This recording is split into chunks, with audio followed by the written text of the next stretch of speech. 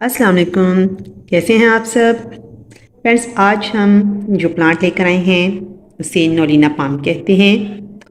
इसके अलावा भी इसके बहुत से नाम हैं, जैसा कि इसे एलिफेंट फुट के नेम से भी जाना जाता है, elephant foot plant, foot palm. लेकिन सबसे इसका कॉमन नेम जो आमतौर पे लिया जाता है वो पोनीटेल पाम है। और उसकी वजह शायद ये है कि इसकी लीव्स का स्टाइल जो है वो बिल्कुल पोनी स्टाइल में है। इनफैक्ट इस प्लांट का ताल्लुक पाम फैमिली से बिल्कुल नहीं, बल्कि इसका ताल्लुक लिली फैमिली से है।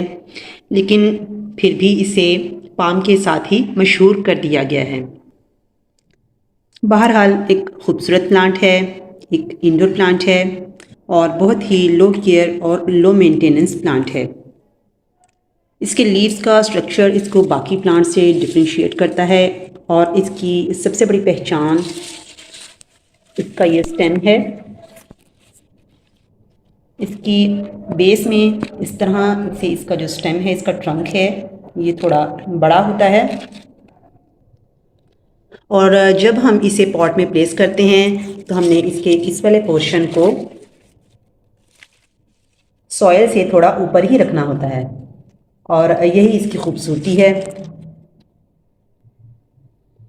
और अपने इसी मोटे से ट्रंक में ये अपने बहुत से न्यूट्रिएंट्स और वाटर को होल्ड रखता है, जो अगर हम इसे काफ़ी दिन तक पानी ना भी दें तो तब भी ये पानी के बगैर ज़िंदा रह सकता है। उसकी वजह यही इसका ट्रंक है, क्योंकि इसमें मौजूद न्यूट्रिएंट्स और वाटर को ये यूज़ करता रहता है।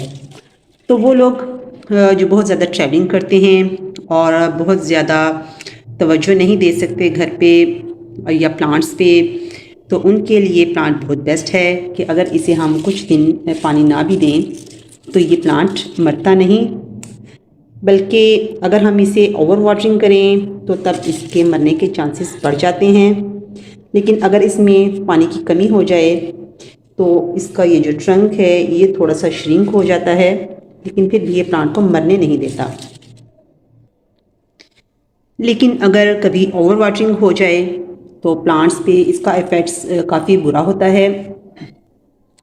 स्पेशली इसके लीव्स के जो एजेस हैं वो ब्राउन होना शुरू हो जाते हैं। इनमें से कुछ दिखाती हूँ।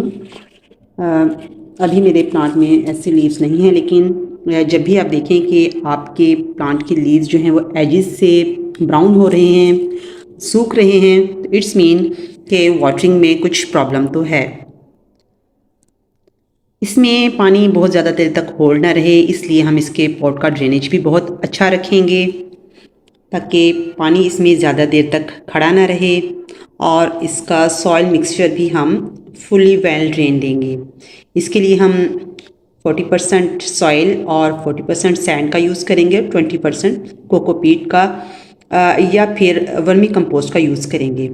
क्योंकि एक लो फीडर प्लांट है तो बहुत ज़्यादा इसे फर्टिलाइज़र की भी ज़रूरत नहीं होती, बल्कि ओवर फर्टिलाइज़र या हम अगर ज़रूरत से ज़्यादा फर्टिलाइज़र का यूज़ इसमें करते हैं तो वो इस प्लांट के लिए नुकसानदेह हो सकती है। लेकिन क्योंकि हम पॉट में इसको ग्रो करते हैं तो कुछ ना कुछ फर्टिलाइज़र हमें इसे देना पड़ता है। इसके लिए हम इसको लिक्विड बेस्ड फर्टिलाइज़र यूज़ करेंगे, जैसा कि NPK का सॉल्यूशन हम इसमें डाल सकते हैं या काउडंग मैन्यूर बनाकर हम वो भी इसमें डाइल्यूट करके एवरी 6 वीक्स आफ्टर दे सकते हैं। नोलिना पाम एक नहायत स्लो ग्रोइंग प्लांट है। इसकी ग्रोथ बहुत स्लो होती है। जैसे जैसे इसके ऊपर लीव्स आना शुरू होते हैं, इसके लोअर लीव्स जो हैं वो ब्राउन होना शुरू हो जाते हैं।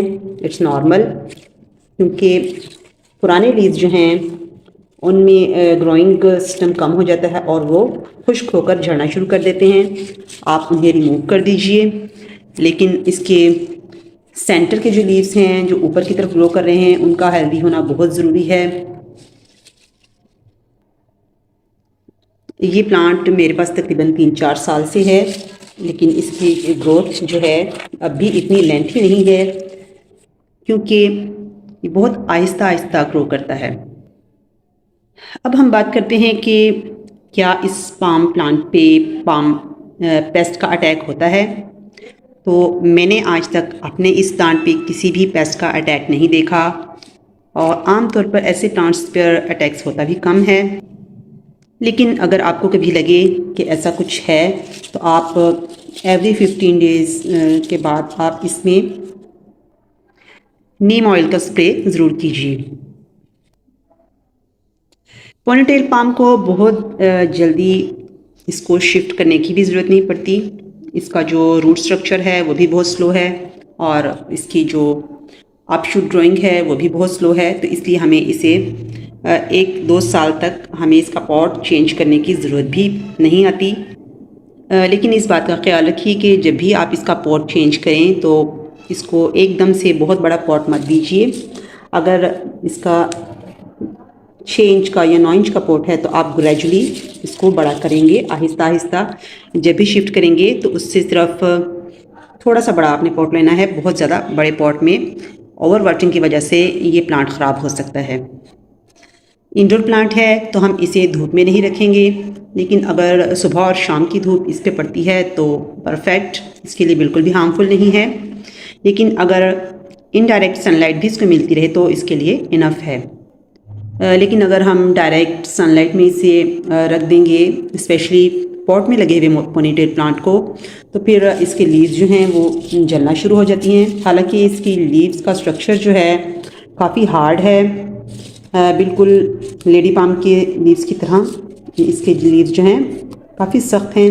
लेकिन फिर भी अगर डायरेक्ट इन पे दिन की तेज़ धूप पड़े तो फिर इसके लीव्स जो हैं वो जलना शुरू हो जाते हैं। तो हम इसे ऐसी जगह रखेंगे जहां इस पे इनडायरेक्ट सनलाइट आती रहे। अब बात करते हैं कि इसे प्रोपागेट कैसे किया जाता है।